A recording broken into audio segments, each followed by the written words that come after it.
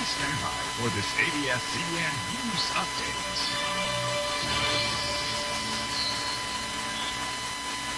Magandang umaga mula sa ABS-CBN News Center. Ako si Cindy Webb. Maglalagay na ng hotline ng Armed Forces of the Philippines para pagsumbungan ng mga hinihinga ng pera ng New People's Army. Ayon kay AFP Public Information Officer Lieutenant Colonel Daniel Lucero, talamak na ang extortion ng NPA mula sa mga kandidato sa eleksyon. Ilan sa mga lugar na ito ang Quezon at Compostela Valley.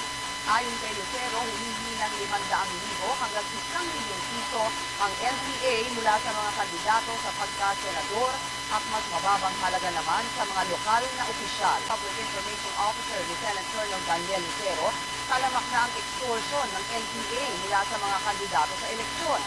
Ilan sa mga lugar na ito ang Quezon at Compostela Valley. Ayon kay Lucero, humihingi ng 500,000 hanggang 1 milyong piso ang NPA mula sa mga kandidato sa pagka-senador at mas mababang halaga naman sa mga lokal na opisyal. Public Information Officer Lieutenant Colonel Daniel Lucero, talamak na ang extortion ng NPA mula sa mga kandidato sa eleksyon.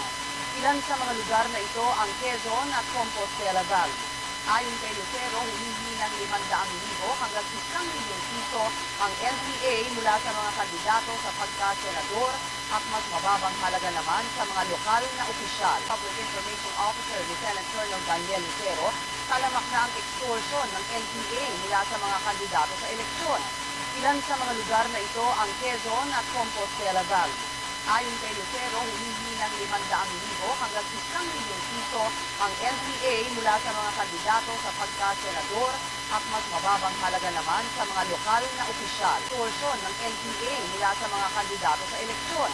Ilan sa mga lugar na ito ang Quezon at Compostela Valley. Ayon kay Lucero, humihingi ng 500,000 hanggang 1 milyong piso ang NPA mula sa mga kandidato sa pagka-senador at mas mababang halaga naman sa mga lokal na opisyal. Samantala, narito ang mga balitang dapat abangan sa TV Patrol. Binatang aktor na si Nico Soto namatay nang mahulog sa tinutuluyang kondominyo. Senador Pangilinan Lacson naghain na ng kandidatura sa pagkapangulo. Abangan ang iyo pang mainit na balita dito lamang po sa ABS-CBN. Ako si Cindy Webb. Magandang umaga.